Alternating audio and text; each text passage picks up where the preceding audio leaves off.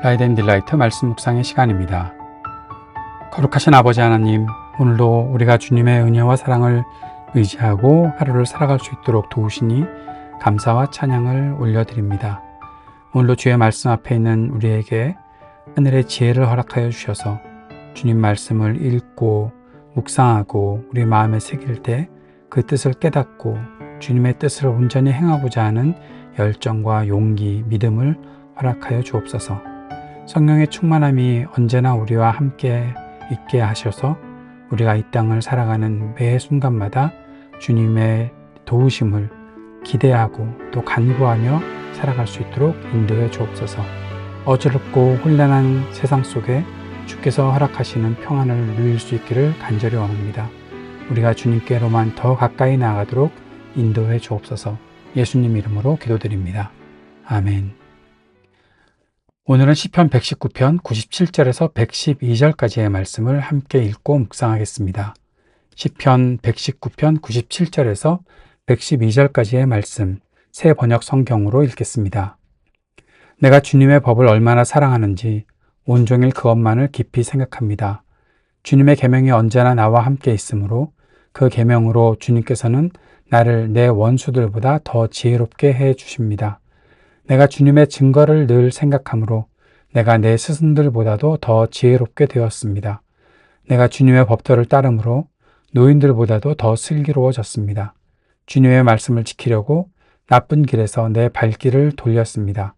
주님께서 나를 가르치셨으므로 나는 주님의 규례들에서 어긋나지 않았습니다.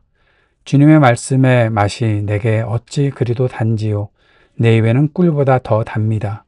주님의 법도로 내가 슬기로워지니 거짓된 길은 어떤 길이든지 미워합니다.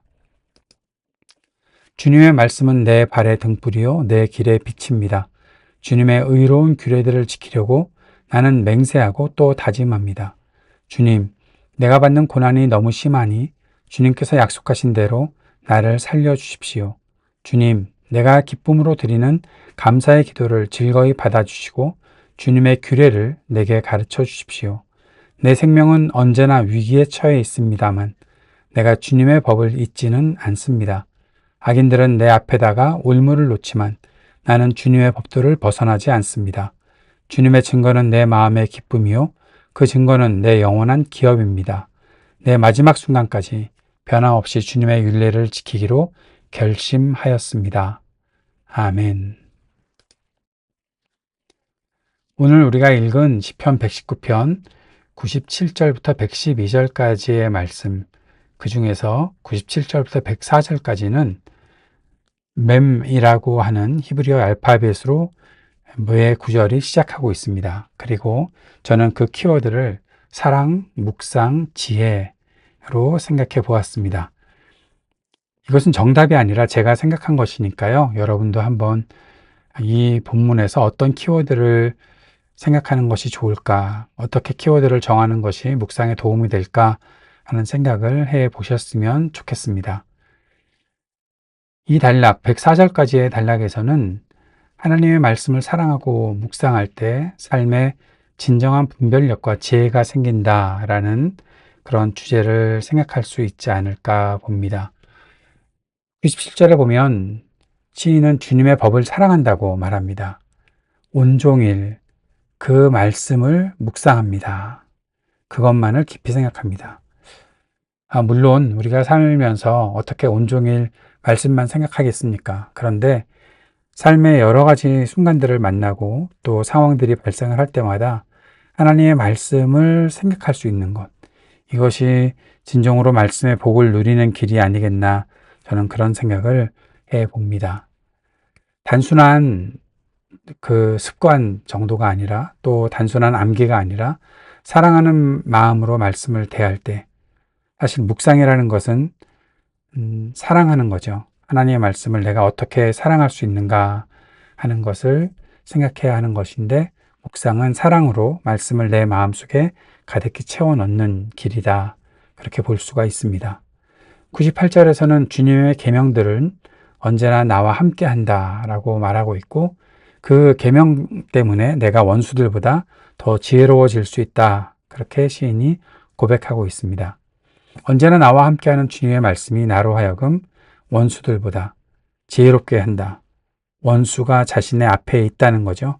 삶의 실제 현장에 나아가면 전쟁터와 같은 삶을 살아가고 있다. 내 원수들이 가득히 내 앞에 존재하고 있다는 겁니다. 그때 말씀이 나로 하여금 더 당당할 수 있게 한다. 왜냐하면 다른 사람들보다, 다른 원수들보다 말씀이 나를 더 지혜롭게 해 줄 것이기 때문에 그렇다라는 것입니다.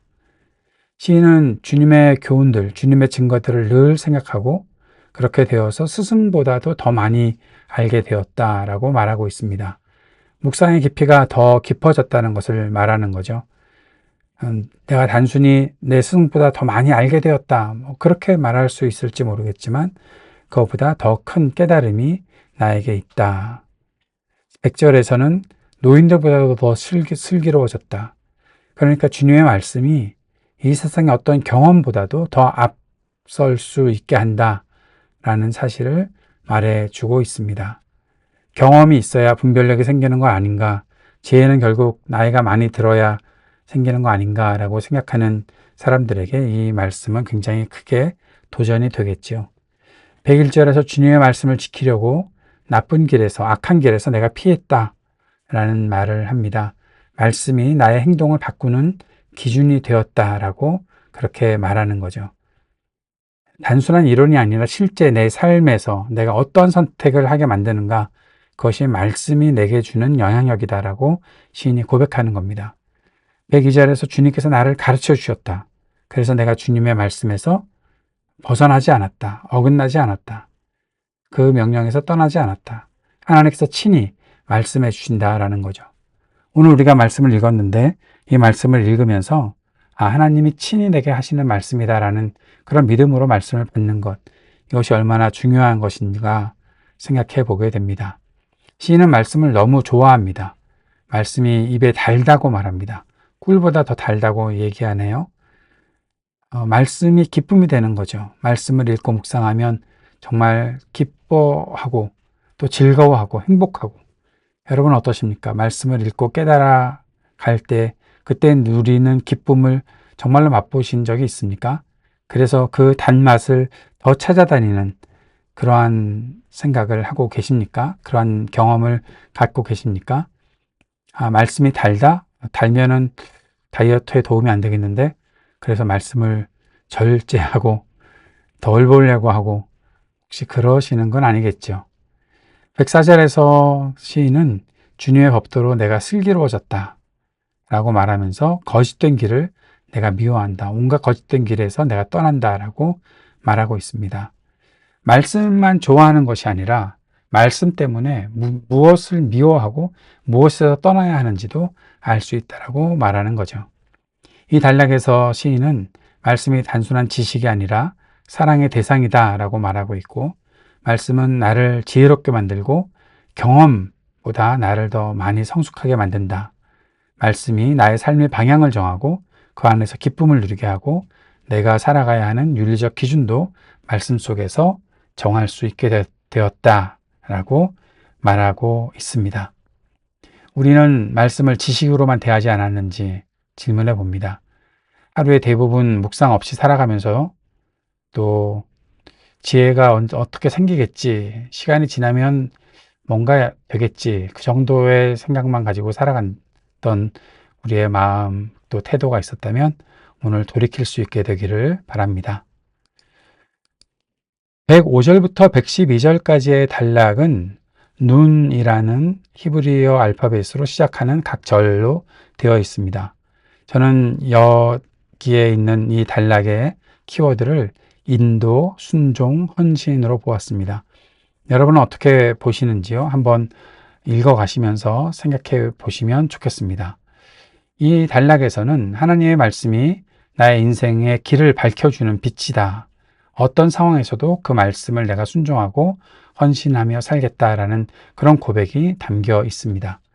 105절, 너무나 많이 알고 있는 구절인데 이 구절이 119편 105절에 있다는 것을 읽을 때마다 생각은 하지만 그 주소를 잘 못 외우지 않나 그런 생각을 합니다. 주님의 말씀은 내 발의 등불이요 내 길의 빛입니다.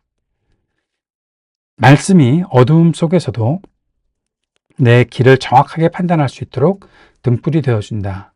현재와 미래의 걸음을 인도하는 실질적인 지혜, 지침이 되어준다라고 시인이 고백하고 있죠. 내가 주님의 의로운 규례들을 지키려고 맹세하고 다짐한다. 순종, 결심, 행동 이렇게 연결되고 있는 것을 보입니다.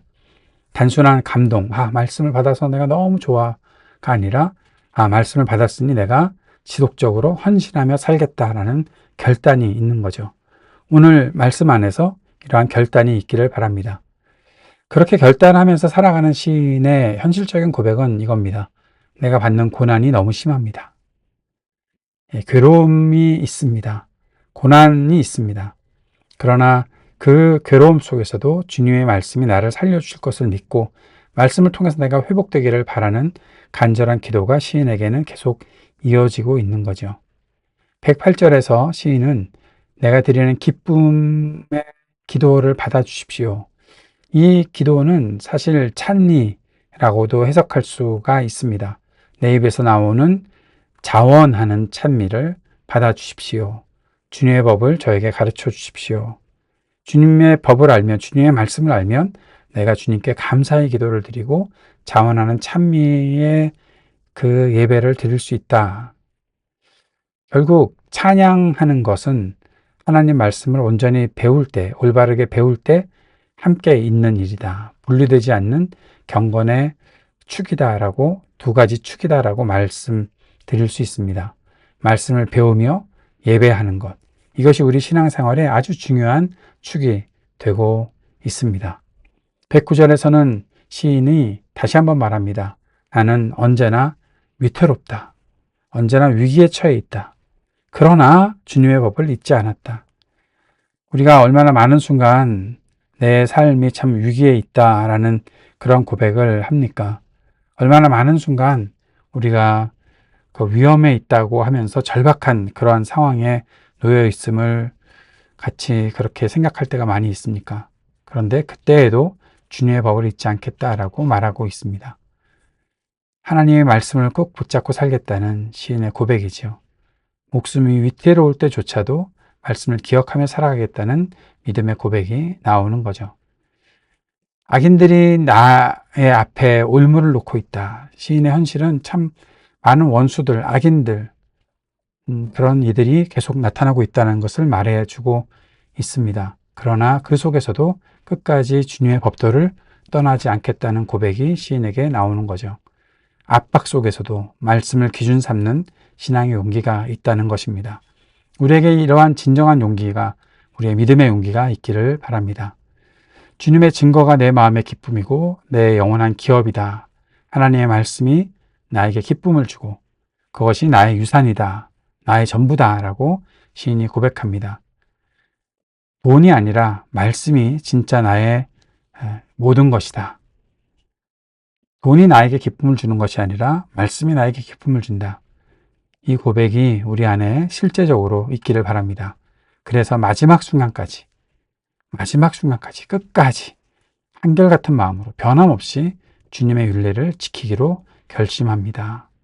결심이 한순간으로 끝나는 것이 아니라 끝까지 지키는 그런 지속적인 태도를 말하고 있습니다. 시인의 그런 고백이 있는 거죠.